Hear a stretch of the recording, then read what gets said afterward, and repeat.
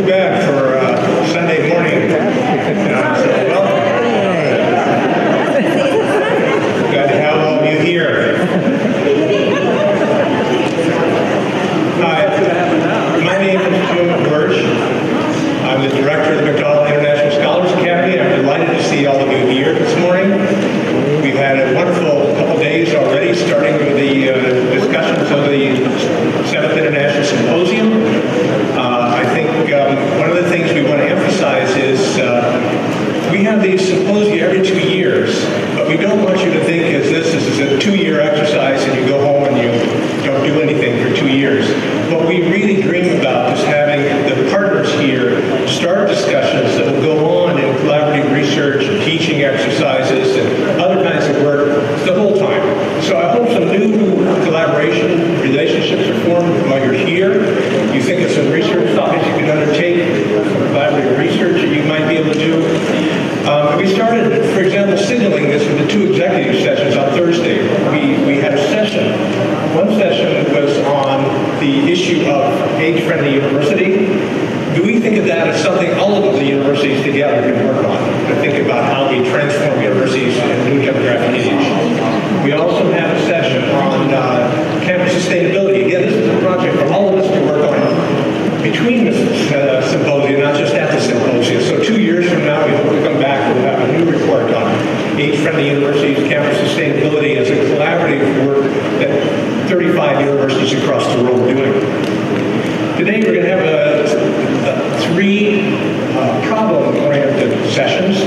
So they're going to be very interdisciplinary, but we're going to focus on problems.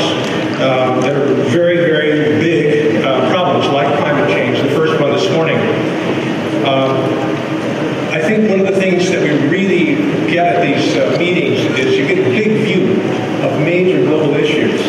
And I think we started that on Thursday with John Holden's address, which was very sobering. That's a very sobering 20 minutes to listen to. And a lot of the things we're talking about are major global problems. Today we're going to continue that, but we're also going to listen to some young people. I think will add a little bit of brightness to this, because the 3MT, 3-minute thesis presentations, you're going to be hearing some of the brightest young people in the world talk about what they might do about some of these problems. And so this is going to add a level of energy and I think inspiration to what we do that's going to be very important. I think one of the things that I would mention here before I turn the microphone over to our moderator for this session, one of the things I would say is that in the United States and at Washington University, we're very aware that there are political barriers in the world today. We know that there's talk, sometimes coming out of our country, about borders, about restrictions, about impediments to globalization.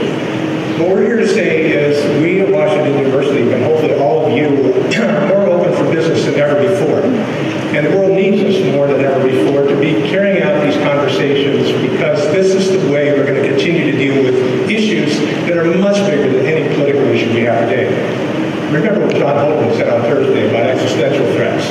Today's political problems are small compared to that, and we need all of ourselves and the research universities in the world to be working on these and come on the other side of any political changes, ready to go back to work together in every way we can.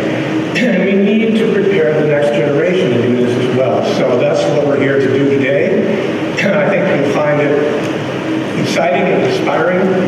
That's what we hope to do, and we look forward to collaborating with you continuously over the next 2 years and coming back with new reports. So anything we can do to help do this, let us know as we go through the day. You know how to find us, you know how to find Chancellor Mark Wrighton. John McDonnell will take advice from anybody. All of us are ready, you're ambassadors, so we're ready to talk about any of these issues.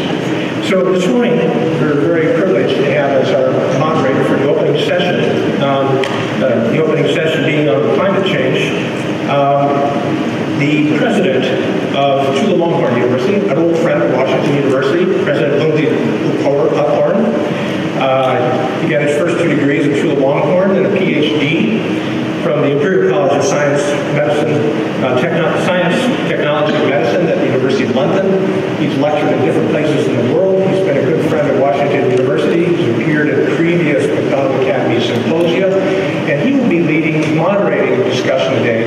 And we're looking to organize this as short presentations with discussion, then we'll break after about an hour and bring on 3MT, the first 5 3-minute thesis presenters. The 3MT presenters have been selected through a process. We recruited applications from all our partner universities. We had a selection process that narrowed those down to smaller and smaller groups. So for each of the 3 sessions we have today, we'll end with 5 3-minute thesis presentations. There are ballots here that you need to pick up and make sure you drop off before you leave. And tonight at the banquet, we'll announce the grand winner. And but I think you'll enjoy the day a lot just seeing these young people at work. So let me start then by asking, please help me in welcoming President Oparla to the podium to moderate the first session. So,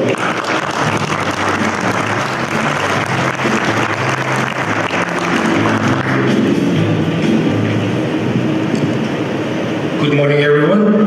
It's my pleasure to be moderator for this session, which, as you have seen from the agenda, the session is going to deal with climate change, and I'm very privileged to be in this session with you all. And as you have seen and learned from the symposium, that climate change has a lot of impacts on human well-being. And Dr. John Holden mentioned in his keynote speech on Thursday that climate change has impacts on our all human well-being, including 3 aspects. The first one is the economic and technology. And the second aspect which the climate change has impact on is sociopolitics. And the last aspect concerning environment. And climate change is already causing growing harm, as we have seen in recent years. And just right now, there are lots of problems, perhaps due to the climate change. The impacts have been seen in all over the places in the world, including flood, drought, storms, impacts on crops and human health. And today is our privilege to listen to 3 distinguished presenters, which will be dealing with the impacts from the climate change. And I will give a brief introduction to the first speaker, or the first presenter. The first presenter will be focusing on the benefits from the reduction of CO2 emission and the policy implications in China. And this topic will be presented by Professor Wenjia Cai. And Wenjia received a bachelor degree in environmental economics and management from Bundhit University in 2005, and she received her PhD in environmental engineering from Tsinghua University in 2010, and is now an associate professor of global change economics. Her main research interests are the modeling of future emission and land use impacts from different socio-economic development scenarios and the evaluations of mitigation impacts to environment and health. She has published 32 SCI, SSCI papers in prestigious high-impact journals, and he is also a member of Chinese delegation to the UN climate negotiation, and she has worked closely with National Development and Reform Commission to make climate policies in China. Please join me in welcoming Dr. Wenjia.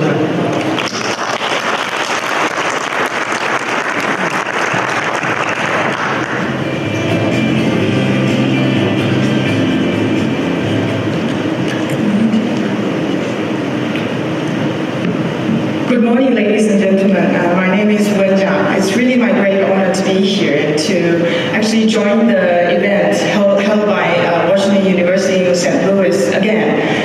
The last time was in Taipei, and it's really my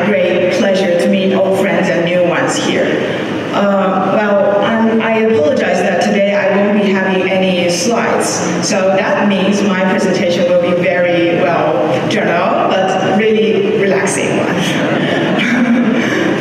Not that much of academic talk, but it's really new and challenging also for me because, I mean, when you come to Beijing this season, you will find the weather is so pleasant. It actually means that Beijing welcomes you, especially the foreign friends here. But a lot of people who are sitting here, especially you experience this summer, if you remember vividly, I mean, in Beijing, from June to August, we had like 20 days of high temperature days in this around 2 months period, which is the third highest, I mean, in Beijing's history since 1950. Oh, well, it's really hot and people feel really comfortable.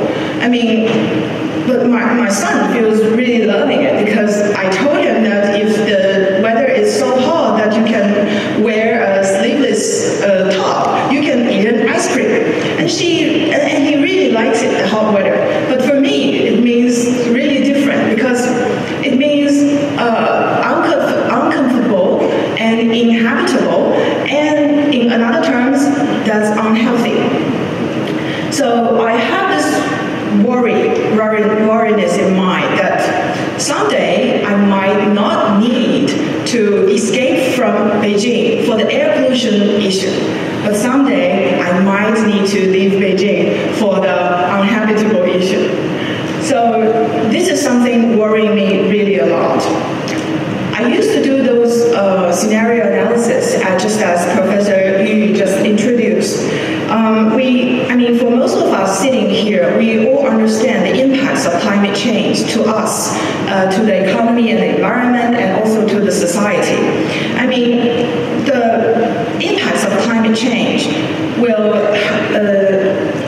show in many aspects, such as the temperature rise, the sea level rise, the impacts to food security, and impacts to biodiversity loss. But for common people, it's really hard to understand what that means to them. And for government, it's the same, because they know there are huge uncertainties under these kind of researches.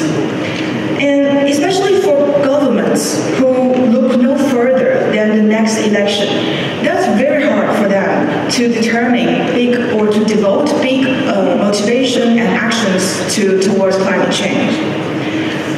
So, but from our past experiences on studying the impacts of climate change, we have been long neglecting the impacts of climate change on human health. Imagine that we reframe the climate change as a human health issue. You can imagine all people, including the government and the public, will become concerned because it influences every one of us, and including our children. And every government in this world put the public health issue as the most important priorities in their policy agenda. So that is why I try to do research. I do research in this field, how the climate change impacts human health and how our reactions to climate change could help improve our public health conditions. And it turns out the result is quite striking. I have the honor to join the 2015 Lancet report on climate change and human health. And it turns out that climate change is the biggest health threat in the 21st century. I have a friend from health professions who told me that they have been studying those multiple factors influences human health, but they have been long neglecting the biggest threat, which is climate change. So it actually reminds me reminds all of us, we should really think this as a human health issue. And later, I also joined the works related to Lancet Countdown, which tries to track the global progress progress on climate actions and its impacts on human health. And it turns out that globally, in 1917, 11% of additional heat exposure events have, the incidence of those kind of events is 11% higher than the previous year. And also, the heat has resulted in a huge amount of labor loss, which is equal to 3.4 billion weeks of work, which is 70% higher than the year 2000. If you translate that into some easy to understand numbers, if you just, because we are in China, if you divide it in the labor force in China, that means that all Chinese people will need to stop working for nearly 4 weeks. So that's a huge number. And not only climate change gives rise to those physical climate health impacts, it also influences our mental health as well as our, sometimes it will leads to those suicidal rates increase. And down to China, you will also find those similar trends. The surface temperatures in China has increased by 1.1 degrees since long ago, and people feel really comfortable in this kind of temperature rise scenarios.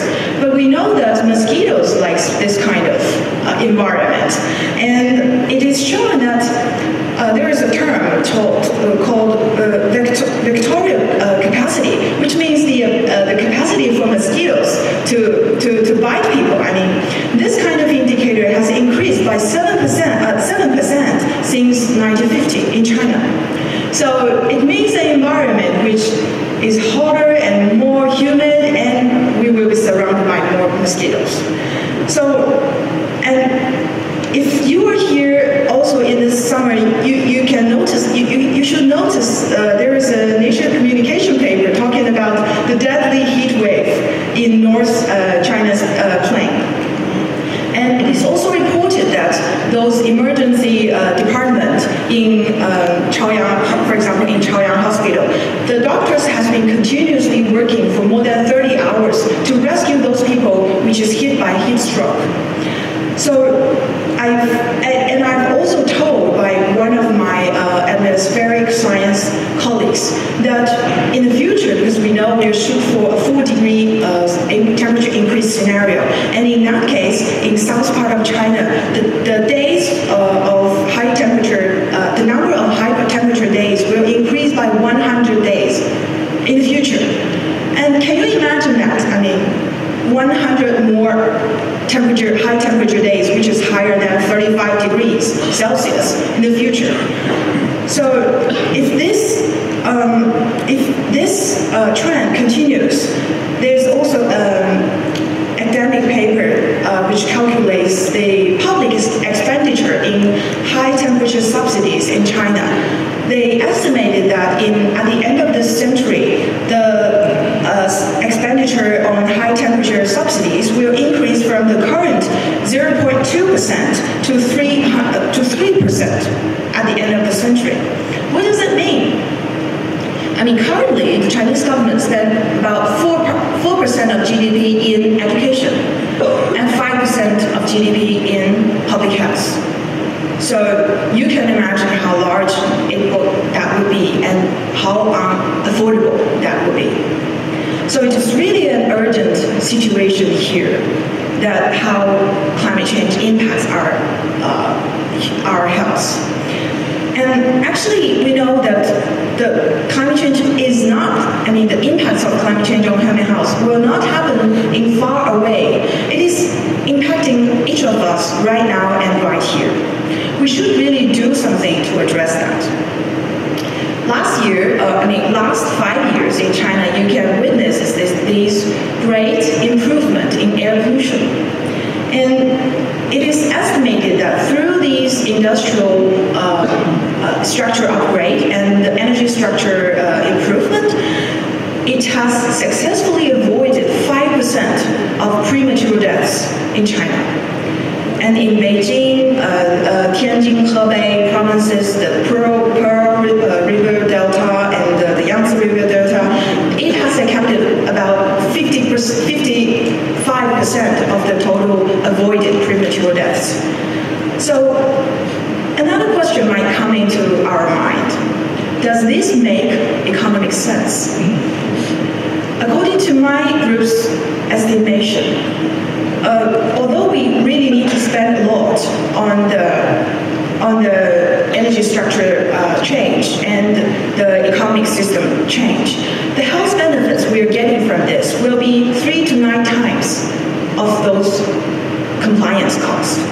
So it really makes, and other studies have proved that this cost-benefit results will appear also in other parts of the world. So actually, we have just answered: what will be the impacts if we do nothing, and what will be the impacts if we do something, and whether it's cost-effective.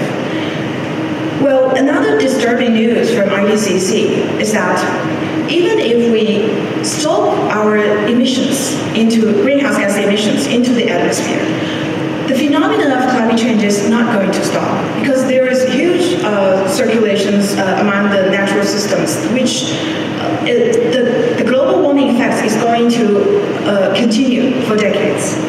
So it's really important that we address climate change in emergent ways, not only for the recent air pollution control impacts, but also for the long-term health benefits that we can reduce from those incoming heat stress and the other kinds of environmental change. So for human health, it's really important that every nation, every region, every one of us should view climate change as an important and urgent issue. I mean, when we're talking about climate modeling, we're talking about the results in the end of the century, which is 2,100 years. But it's really not far. It's really not that far.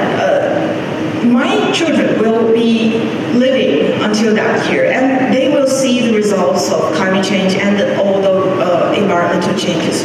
I really hope that one day, or the day when they are at that time, they can really enjoy this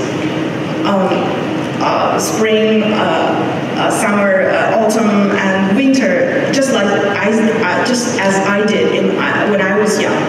I don't want them to see long summer and long winter and no other seasons. And I really want them to enjoy it every day. So we would really like that each one of us could live healthy in a healthy planet. And that is what I want to say today. Thank you very much.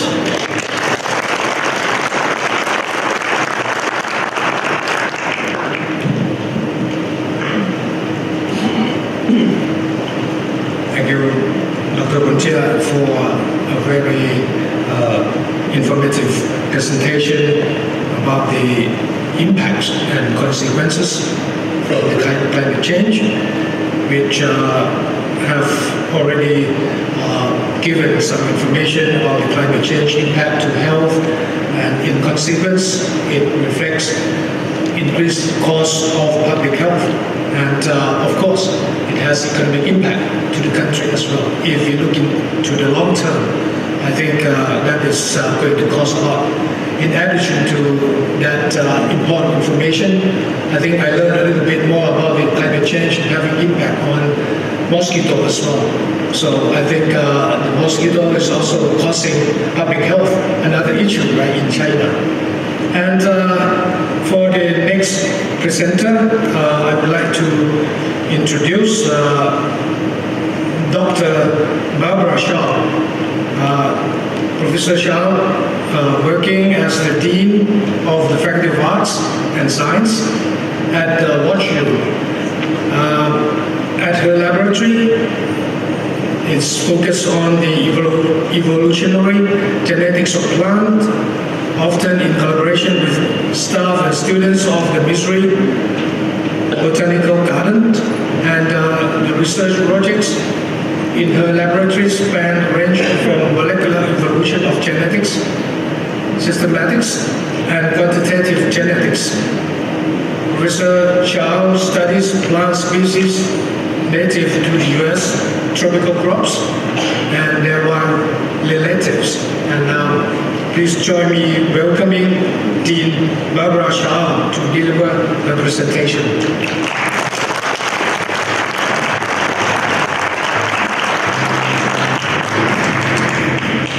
Good morning, everyone. It's such a pleasure to be here. This has been a very interesting 2 days. We've heard a lot of different information about a lot of different topics, and what I would like to do is to take some of those threads that were begun and bring that information together and talk about climate change and agriculture. I'd like to make 3 points, address 3 topics in my 8 minutes. The first is the topic of what we expect agriculture to be. Where do we expect agriculture to go? What we would like it to be? The second is to look at some of the challenges that climate change puts pressure on agriculture, and then finally to think about how, in fact, we can move forward on some of the solutions. So number 1, what do we expect of agriculture? So the first thing, of course, that we expect from agriculture is to feed people. We've heard from John Holdren the unstoppable march of climate change. The latent potential of carbon dioxide means that the climate will change. Even if we do reduce greenhouse gas emissions, we will still have an increase in mean temperature. It's not stoppable in the near future. Likewise, we've heard about the demographic structure of some countries. We've heard about India, and we've heard about Nigeria having an age distribution of many young people. What that means is that even if you implemented reductions in mean family size, the populations would still grow. So we know for sure that in the foreseeable future, in the next few decades, we will have climate change and we will have an increase in the human populations, and it is not stoppable because of these latent forces. So we must have ample crops. We must have food security. That's a major challenge for agriculture. We also would like to increase the nutritional value of our food. We have malnutrition across the globe, and there's 2 kinds. There's the malnutrition of not enough food and the malnutrition of too much of the wrong kind of food. So what we would hope for agriculture is to develop crops that have complete nutrition and that have better nutrition. And that's a very desirable and a very important challenge. We also would like agriculture to become sustainable and to reduce its environmental footprint. One of the things that we know about agriculture is that it causes a great deal of harm to our environment. First, as we clear lands, and we heard about the choice between soybeans and clearing the Amazon rainforest, a frightening thought. We know that agriculture takes land away from the natural ecosystems and the services that those ecosystems provide. We would like to keep the number of acres of crops constant and not increase the destruction of native lands because we lose all of those ecosystem services. We would also like to reduce the use of agrochemicals. We'd like to use less fertilizer, less pesticides, because in fact that causes pollution in our waterways, and you end up with such things as the dead zone in the Gulf of Mexico. And then finally, a very critical issue is the use of water in agriculture. Most water is used for agriculture, and as we know in cities such as Beijing and in parts of the American Southwest, water is a limited resource.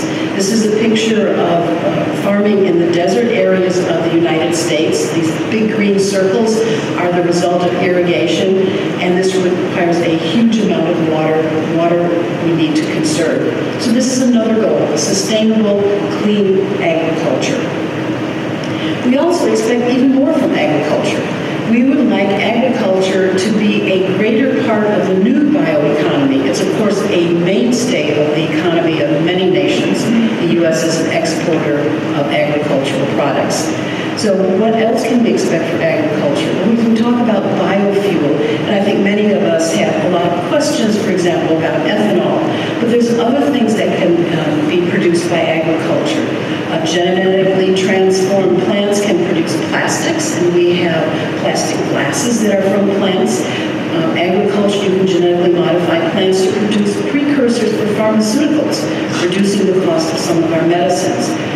Plants can produce very high-quality oils that are already used as lubricants and jet engines from canola, which we see here. So there's a lot of possibilities to really enhance our economy, the economy of all nations. So that's another desirable aspect of agriculture. But of course, the second point is, what are the challenges due to climate change? This is, of course, a heat map of China. It's the mean temperature increase between 1951 and 2001, and the darker areas are the ones with the greater temperature increase. The point here is it's complicated. We tend to talk about mean global temperature, but that does not even begin to convey the picture. There's areas in this period of time, 51 to 2001, where regions of China have decreased their temperature. There's areas where temperatures have gotten very warm, and there's other temperatures that are areas that are neutral. So it's a very complicated pattern. And what that means is that in each place where we're growing crops, we need to have very specific knowledge of the environment, and even more so specific varieties to adjust to that particular environment. So it's a tremendous challenge. So why are we really concerned about heat? We're concerned about increase in temperature because as temperature increases, the productivity, the yield of the plants, the crops that we grow, the grain that we get from those crops declines. And so if we don't modify our plants, if we don't modify our animal husbandry, the production of protein by animals, we need to be able to provide new varieties. Otherwise, we'll have decline in yields. So this is an important aspect of the challenge that temperature provides. We also have extreme weather events. And so this is a picture of the two sides of the same coin. The top is just a picture of a field that is now under drought. It's a rice field. And as you can see, the rice is not doing very well. The ground is cracked, and there will be little to any yield in this rice field. The bottom picture is a picture of the Gulf Coast of the United States. And the kind of white area, that is the very large city of Houston, Texas. Houston, Texas, a few years ago, a year ago, was hit by Hurricane Harvey, the Typhoon Harvey, you're over here. And it did not have particularly strong winds, but it sat on top of this part of the United States, and it rained for basically 3 days. In some places, there were 58 inches of rain in that period of time. It was massive destruction, massive flooding. Parts of the city have not yet recovered. And this is what we see with these extreme temperature events. As the air increases, as the water temperature increases, our storms become stronger, and they carry more moisture. And so we have more rain in some parts of the globe and less rain in the other parts of the globe. And then finally, we can just look at the distribution of temperatures. This is a distribution of temperatures away from the mean temperature. So the average temperature gives you a value of 0 on this graph. The blue lines are the temperature distributions away from that, days when it was hotter than expected, days when it was colder than expected. And you can see that what the distribution is on the blue line. The estimate in the red lines, in the red graph, is for temperatures, the distribution of temperatures based on some climate modeling for the years 2080 to 2100. And what you see is not only a shift in the mean of this temperature distribution, but you also, if you look at the red lines over to the right, you can see that there's a tremendous amount of very, very high temperatures. As the mean temperature moves, we have many, many more days than what we today would consider extreme temperatures. And so this is an example of a deep concern that we have. Even if you ignore the extreme, the kinds of changes in rainfall patterns, just the change in the mean causes a change in the distribution of what we now consider extreme events, which will probably be much more normal average later. So these are the kinds of challenges that climate change produces. So how do we address these challenges? One of the interesting things that we learned from yesterday's talk on agriculture was both Carla Castell and also Professor Parikh talked the agricultural challenge is different than climate change, and it's different than the population growth. Because we currently have a very large toolbox of techniques to modify plants and to adapt them to these changing temperatures. They include things such as traditional plant breeding, which is now very sophisticated, marker-aided selection, etc., and also genetically modifying various crops, and also such things as CRISPR. And there'll be a workshop tomorrow that will focus on some of these modern techniques. We also have such things as precision agriculture and very high-tech irrigation systems. So all of this is one way of addressing it, and it actually suggests that we can, in fact, temper some of the challenges that we have. But we also need to have policies that spark innovation. Producing a new variety of plant that is drought resistant is useless unless you can produce that in bulk so that it can actually be used by farmers. So we need innovation. We need to support innovation, support the basic research, and also the development of products and the use of those products, the implementation. All of these require policy.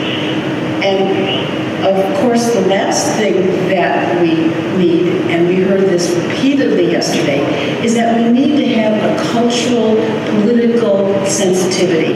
Different nations have different cultures, they have different histories, and in order to really deal with international agriculture and provide food in a sustainable way, we need to understand cultures, we need to be respectful, and we need to, as we move forward, adapting to climate change, be respectful of the differences that we have among our different nations. So thank you.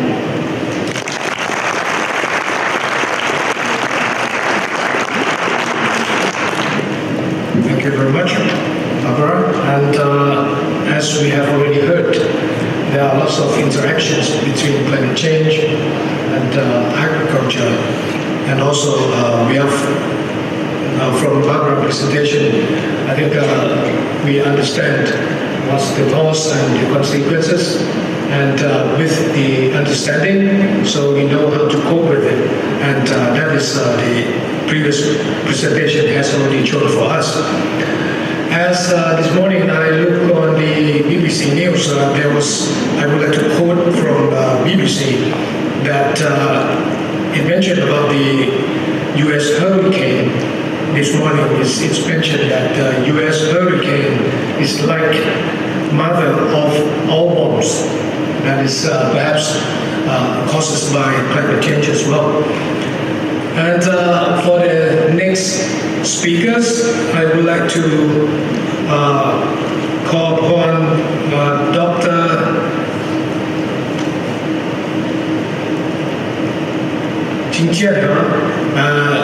who is a postdoctoral research fellow in the Department of International Relations at Tsinghua University, to use quantitative methods to study international relations, geopolitics, and European politics.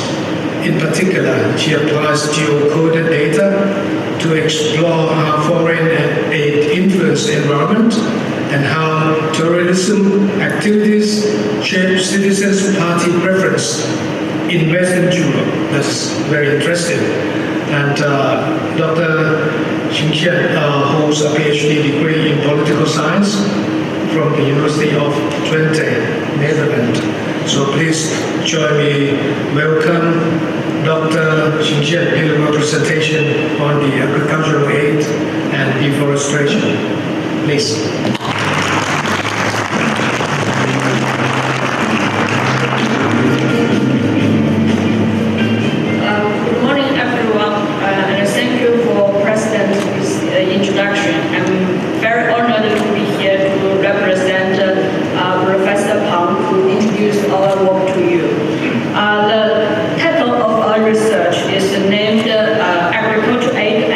Deforestation, a national coastal analysis based on remotely sensitive data of Sierra Leone.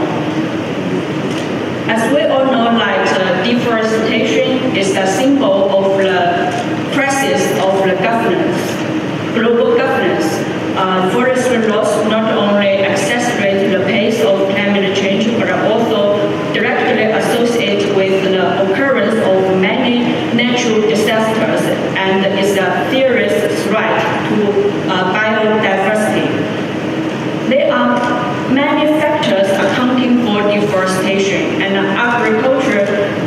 stressed to be the most important one in sub-Saharan Africa, and therefore the conflict between food production and nature conservation is the most intensified in this region. There are already many studies to explore whether development aid is good or not for forests. Unfortunately, their findings are mixed. This can be largely due to the fact that most studies focus on total aid rather than investigating a certain type of foreign aid. In sub-Saharan Africa, economy heavily depends on agriculture sector. Therefore, the relationship between development aid and the environment may take the form of nexus between the agricultural expansion and forest conservation. Because agricultural aid is directly related to agricultural development, therefore it is reasonable to ask whether agricultural aid influences deforestation, and if they do, what the pattern of the impact of agricultural aid on forests across time, and for different types of agricultural aid, are their effects also different? To explore these three questions, we choose the survey as our study object, and we do subnational coastal analysis by focusing on chieftain level agricultural aid and deforestation. And the chieftain is the lowest level of administration, and we create a bi-monthly data of forest NDVI for each chieftain. Most existing studies use landsat and modest images of land cover and aggregate them as yearly data. However, yearly data cannot reflect the dynamic of deforestation and over time variation of causal effects of agricultural aid on forests. And at the same time, computation costs are too high to generate high-frequency data of land cover. So we create a bi-monthly measure of deforestation by combining land cover data and NDVI data. Here is an example of the bi-monthly time series data of forest NDVI of specific chieftain from 2001 to 2012. And to do the causal inference, we combine the methods of matching and the difference in difference design. And firstly, to control for time change and other co-founders, we estimate the causal effects of agricultural aid on deforestation by using difference method. And the treatment is the chieftain which receives the chieftain level agricultural aid at a specific time point, and the control is the chieftain which does not receive any chieftain level agricultural aid at a specific time point, and we compare the difference of forest NDVI of the treatment to the difference of forest NDVI of the treatment. And secondly, to ensure the parallel time change assumption to hold, we process data in advance by matching the treated chieftain with the nearest chieftain in the same district. And here are the results of our measured chieftains. And thirdly, to observe the dynamic impact of agricultural aid on forest, we apply a varying coefficient specification of the DID model. And our results shows that, firstly, overall, the agricultural aid accelerates the pace of deforestation, which implies that more agricultural aid will be more deforestation. And secondly, there is a clear periodic impact of agricultural aid on deforestation. More specifically, it shows that the larger negative impact of agricultural aid usually occur at the end of the last 3 months of a year, and the positive or smaller negative impact of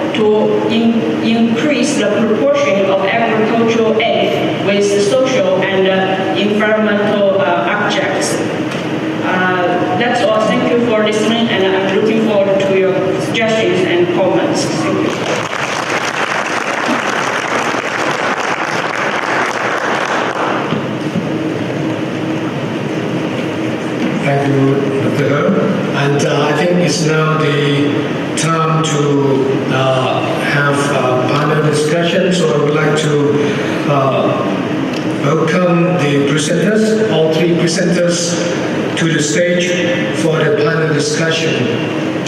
And there will be some arrangement.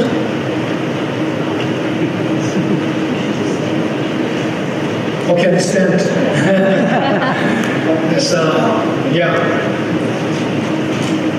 So please stand alongside me then. I think while we are waiting, I think we have heard from three presenters, and here it comes.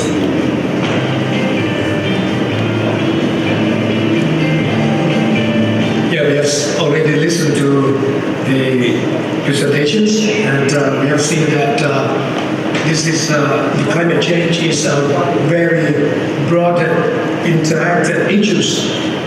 And we have listened to the impact on the health, agricultural, and food, and impact on deforestation. And the problem is that these are very broad and complicated issues. And I would like to ask firstly for the presenters that in brief, how as a human being or as academia, how would we act in order to help decrease the climate change impact, according to each presenter's perception? Very brief. Then I will open up to the floor. So, let's start from the top. I think this question I have been thought for very long. How, as a scholar, could help to solve the question of climate change impacts on our concerned issue. As to the health problem, I think it is very complicated that how the climate change impacts human health. It has multiple chains. So I think the first step would be we could draw a really nice graph showing how climate change as a direct impact on a direct influential factor to health, and also the indirect ones, how it will influence human health from multiple chains. And then we could start looking at whether we can quantify some of the impacts and make it easy to understand, not only to public, but also to policymakers.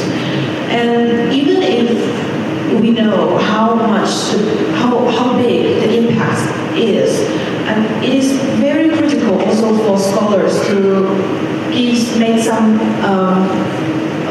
feasible suggestions to the policymakers how we can, what we can do, and what will be the cost effectiveness to address this issue, and what we can do to reduce the impacts on human health. But there is also one serious concern from the policy making side, because they usually see the impacts of climate change coming in the very far distance period of time. So these impacts on human health would keep their analysis of the impacts just in the local regions and also in the very short-term distance. So I think this will help them understand the whole issue in a better way. So that this is my thought. It's like we need to communicate, perhaps in a more simple way, to the policymaker and the public. So next, Barbara. I think there's probably three ways that we could do this. I think first, those of us that work in the area of climate change, we need to continue to do that. So we should do our scholarly work, and we hope that will be supported and move forward. I think second, and I'm going to say this for the United States, there's a whole series of organizations that are working very hard to do policy, to affect policy, such as the American Association for the Advancement of Science and National Research Council, various government agencies. And so those of us that work in those areas, I think it's important that we support that. And then finally, in the United States, unfortunately, climate change has become political. And many of us, in fact, have ventured into the political realm, supported candidates that we feel are addressing issues of climate change. Thank you very much. And Jing-Chen. Yeah, I agree with the former two professors' comments, and for me, because I'm in the Department of Social Science, maybe a little bit different from the two professors because they are in Department of Nature Science. So in my department, I'm in the international relations. Most people still focus on qualitative studies. So I think for qualitative studies, maybe it's not right sufficient for giving very useful, helpful policy implementations. So I would like to say to improve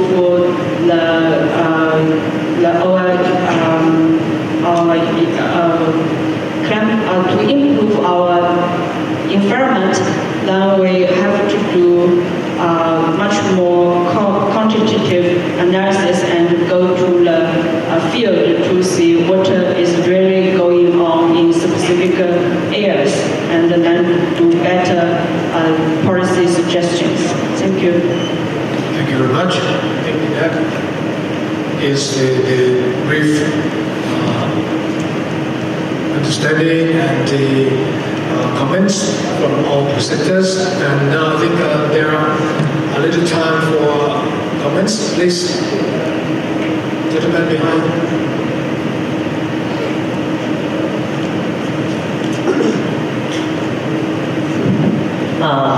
Thanks for the panel for giving this thoughtful understanding of the complexity of climate change, influence agriculture, and beyond.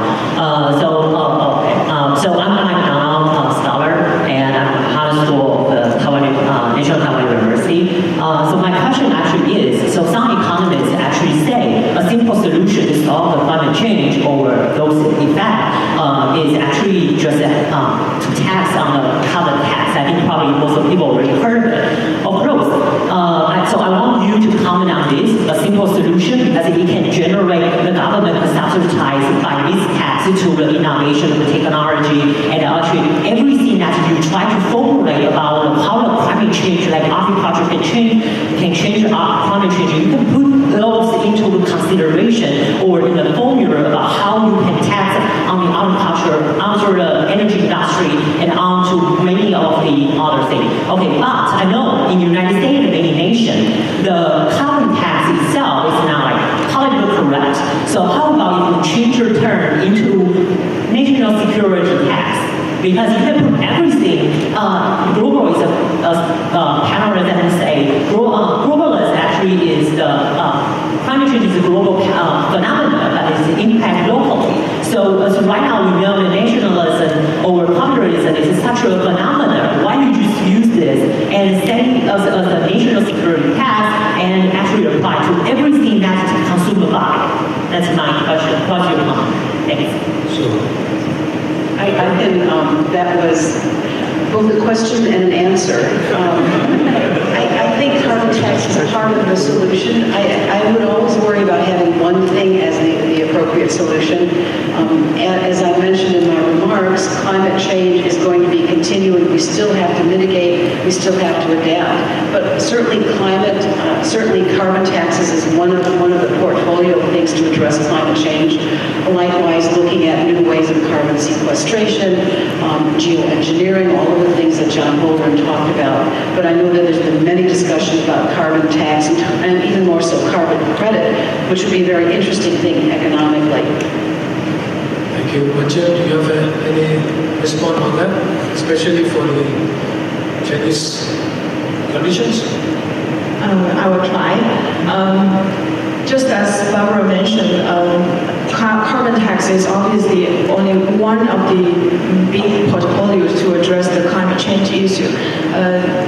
For one thing, we not only have mitigation, we also have adaptation, and also for the multiple options to address mitigation, carbon tax is only one of them. In China right now, we are launching this national emission trading schemes at the end of last year, starting from the electricity sector.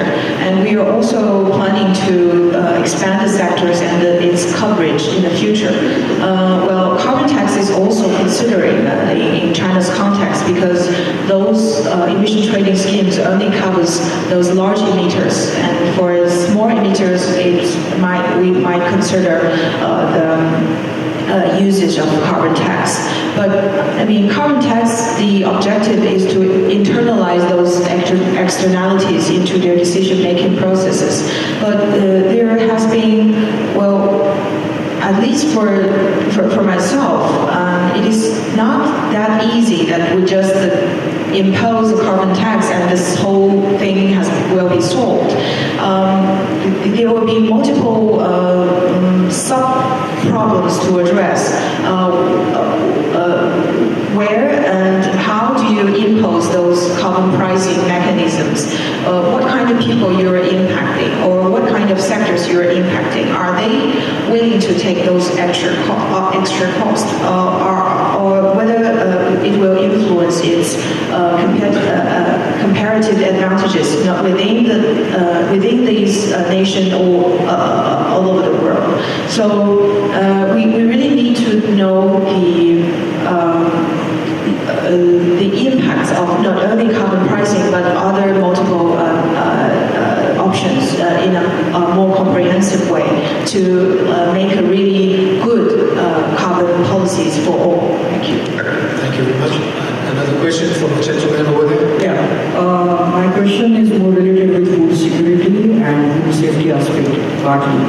So if you look at the history of achieving food security, we observe that to achieve the objective of food security, often food safety is compromised, especially in 1960s we have seen that. So in future, due to impact of climate change to address that challenge, there will be again food security problems.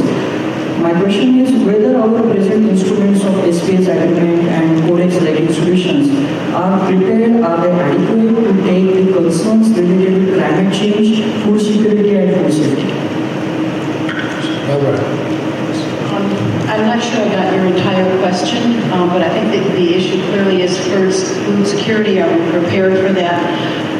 I think it's an extremely complicated and deep issue. One of the things that we didn't talk about was the relationship of food security to things that Mr. Casals talked about, and that was Dr. Casals talked about, and that was the cold chain, the waste of food. There's other issues such as the transportation of food, and we have in fact enough food to feed the world, but to get that around and to move it in a system where there's political corruption and people making a great deal of money out of donated food. It's a very complicated system. I think also the issue of where the food is produced. We heard about the closer food is produced to where it's used, the better it is. And so that's, I think, a real challenge for Africa, where we just dumping our surpluses can be a very politically fraught type of activity. So it's again multifaceted and very complicated. I'm not sure I answered your question. Thank you, Barbara. And another comments or questions from the gentleman over there? My question relates to water. With the growth of population expected over the next few decades, the need for water for human consumption and industrial use is going to probably grow substantially, which means with the limited resource of water, we're going to have much less water for agriculture. Has there been any study or research done on the preparedness of doing our agriculture with less water? And does that also imply a shift in what we produce in terms of crops?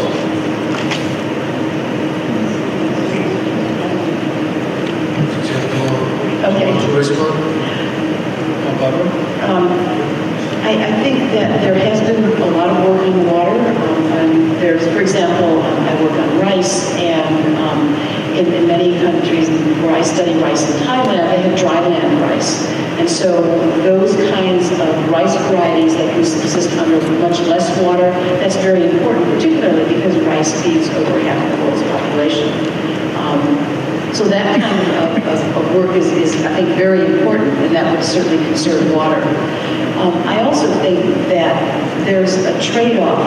In the United States, we have in many places ample water, or very, very cheap water, and we have policies that keep that cheap for agriculture.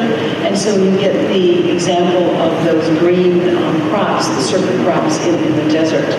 I think there's opportunities there to preserve water as well. But it's a combination, I think, first of technology, of plant production and technology. It's a combination of engineering technology, producing irrigation systems that don't waste water, so crops that don't need much, irrigation systems that are conservative, and then policies that make sure we actually produce the right kinds of crops that in areas where there is water deficiency. So that we don't, for example, in parts of the United States, grow rice in regions where just a few hundred miles there's a water deficit. Yeah. Question from the lady in front. So there is a lot of technologies available to help improve climate change in agriculture.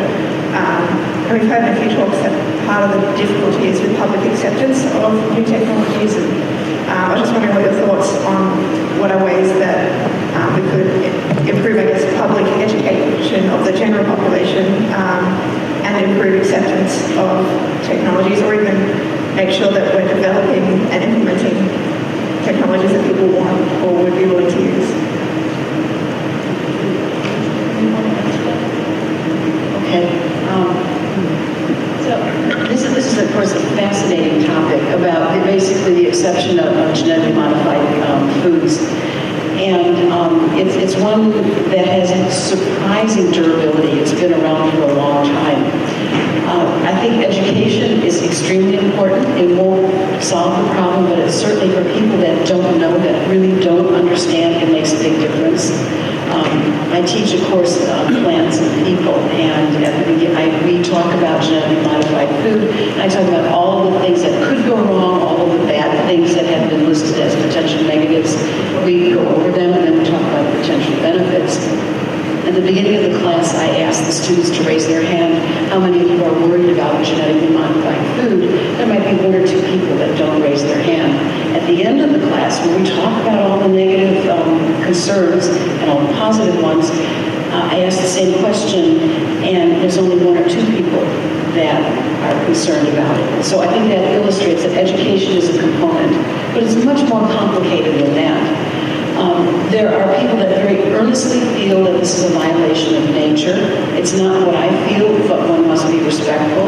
So there are cultural differences, and we need to be respectful about that.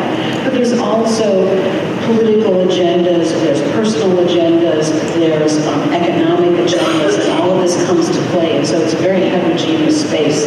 But certainly education. I've talked to the Sierra Club and to some trepidation, and they invited me back to learn more. So I was really encouraged by that. But then I'm an educator. Thank you, Barbara. We have limited time, and I'd like to go for the last questions. Yeah, many. A lady over there.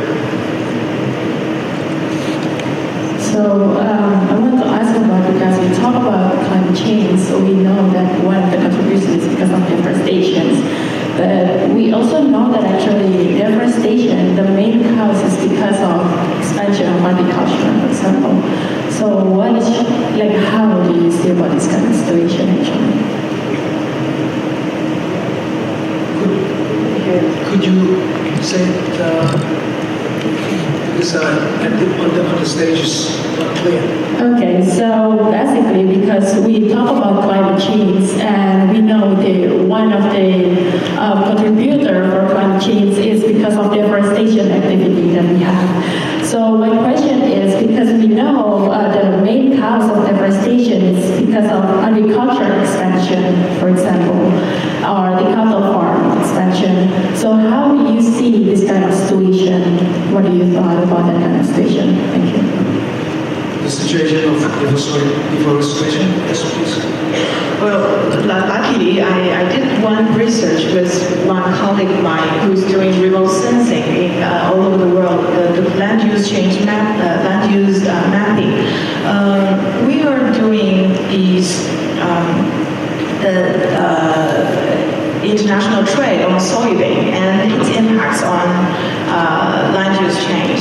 And if you see it just in 1 year, you will say, okay, trade, well, China is a big importer of soybean and it's impacting a lot of land use change in previously in the United States and also in Brazil and Argentina. But if we see it in a dynamic view, you can see that a lot of those providers of the soybeans or the agricultural products providers, they are starting to think about the prices they are paying for their exports. So actually the deforestation activities in those agricultural exporters has been decreasing really rapidly. If you see the land use change in Brazil and especially.